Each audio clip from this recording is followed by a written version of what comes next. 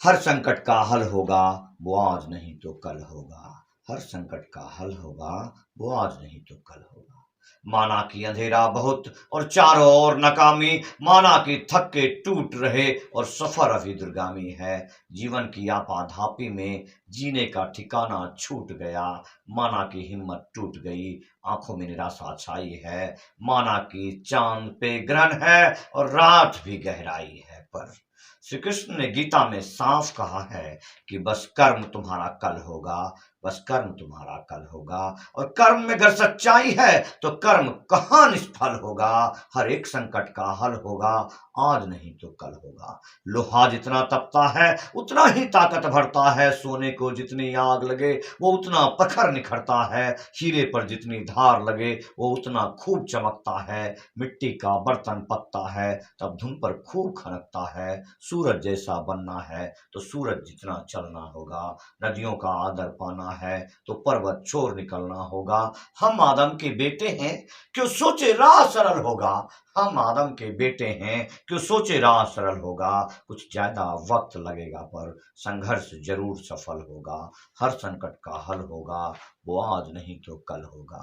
हर संकट का हल होगा, वो आज नहीं तो कल। हर संकट का हल होगा, वो आज नहीं तो कल होगा। ये बात ये बात आज कहना इसलिए बहुत जरूरी है कि मदुरई की जेल में बिहार का कोई जयप्रकाश नारायण अपने आप को, अपने क्रोध को पाल रहा है।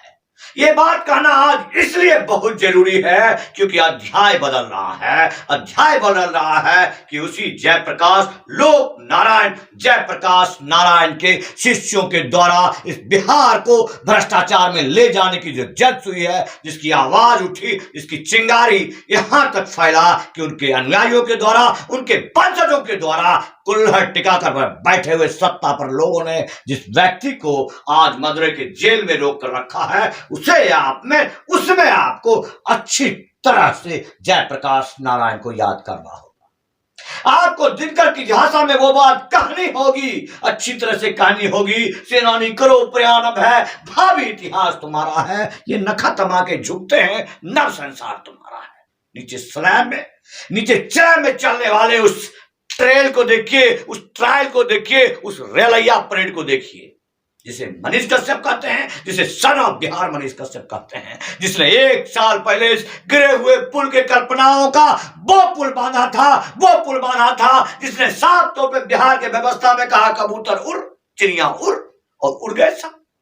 आज वो सब उड़ गए हैं। यदि कोई व्यक्ति नहीं है यहां पर तो बिहार का वो शेर नहीं है, बिहार का वो दहाड़ने वाला भगत सिंह नहीं है जो इसे आज फिर वो करतूत याद दिला सके। मतलब आप सारे आने वाले भविष्य की कल्पना करते हैं। आप वो राक्षस हैं जिनको सब कुछ मालूम है, विधित है यहाँ के विधाताओं के द्वारा लिखित कालखंडों में, जिसके लिए साफ तौर पर आप कह सकते हैं जब नाश मनुष्य पर छाता है पहले विवेक मर जाता है। जब नाश मनुष्य पर छाता है पहले विवेक मर जाता है। इस बिहार में, इस व्यवस्था में, इस लोकतांत्रिक व्यवस्था का राजनीतिकों में विवेक मर गया है विवेक। तभी आम जनता को इस तरह से आप जेल की सलाखों में भेजते हैं और बिहार में इतना बड़ा भ्रष्टाचार का गेम होता है जिसमें एक पुल ही ध्वस्त हो जाता है, निर्माणाधीन पुल ध्वस्त हो जाता है, जिसकी लागत 1710 करोड़ है। आप समझ सकते हैं, जिसकी अब तक की लागत लगभग 3000 करोड़ से भी ज्यादा का हो चुका है। उन तमाम लोगों के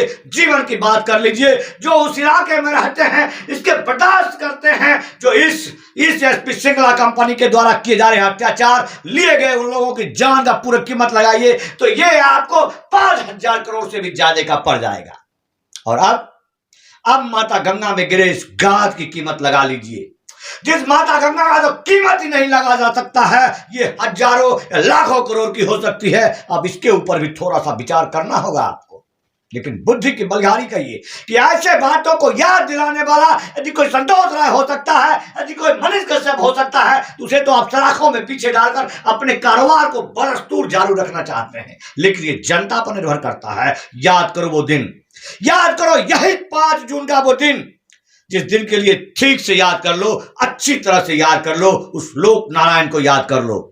अच्छी तरह से वो लोग नारायण को याद कर लो जो ये मनीष कश्यप अभी जेल के अंदर रहता है और इसके बदले में आशुतोष कुमार ने आह्वान किए तो 3 करोड़ बिहार की जनता रोड पर थे। और जब ये मनीष कश्यप आएगा और ये आह्वान करेगा तो कितने करोड़ लोग रोड पर होंगे, ये बात शायद उप मुख्यमंत्री तेजस्वी यादव को समझ जाना चाहिए, अच्छी तरह से समझ जाना चाहिए कि सोशल मीडिया का हर एक वाल चाहे पक्ष हो या विपक्ष हो इस धराशायी पुल पर बात कर रहा है। जो हमारी कल्पना थी, हमारी सोच थी कि हर घर में पत्रकार पैदा हो कि भ्रष्टाचार के छाती पर हम हर घर से वार करें, वो सपना हमारा साकार हुआ। वो सपना हमारा साकार हुआ कि हमारे द्वारा कहे जाने कटाक्ष करने से पहले दर्जनों हजारों के हिसाब से सामान्य लोगों ने भी सोशल मीडिया पर इस वीडियो को जितना वायरल किया, जितने लोगों तक पहुंचाया, ये काबिल तारीफ है। लेकिन जरूरत है तो इस बिहार के भ्रष्ट व्यवस्था पर वार करने की, जो इसके लिए कि सामान्य लोग प्रदर्शित तो कर रहे हैं, बोल तो रहे हैं। आज जब इन्होंने बोलना शुरू किया है तो कल प्रहार भी करेंगे, जवाब भी देंगे, बुलेट का जवाब बैलेट से देंगे। ऐसे सरकार पर जवाब देंगे जिस सरकार को कि आज राजनीतिक करते नहीं बन रहा है। लालू यादव के बेटे पर्यावरण मंत्री कहते हैं कि भाजपा वालों ने इस पुल को तोड़ दिया है। शायद इनके बुद्धि की बलिहारी है या फिर इनके मानसिक चिकित्सा की आवश्यकता समझ लीजिए। ये कहते हैं कि मैं तो पाताल तक नाप सकता हूं। समझ जाइए आप कि ये पाताल तक नापने वाले हैं। अरे ये तो नर्क तक नापने वाले हैं, आप पाताल की बात क्यों करते हो?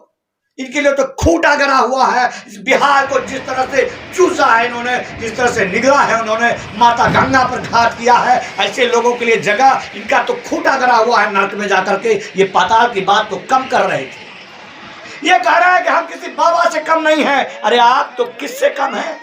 आप तो रावण से भी कम नहीं है, आप तो कंस से भी कम नहीं है। आप तो कहते ही हैं कि वंशज है उनके, तो वंशज कृष्ण के नहीं कंस के भी हो सकते हैं। आप जो कृष्ण के वंशज हैं वो कभी भी आपकी भाषा नहीं बोलते, आपकी बात नहीं बोलते। इस भ्रष्ट व्यवस्था से इस धराशायी हुए पुल के लिए बैठित हैं, कुंठित हैं। तो फिर से अच्छी तरह से आपको याद कर लेना चाहिए, स्मरण करना चाहिए ये उस सन ऑफ बिहार मनीष कश्यप को, जिसने आपके जैसे हजारों युवाओं को बोलना सिखाया, इस माइक लेकर के उन तमाम भ्रष्ट नेताओं को उसके सवाल पूछना सिखाया।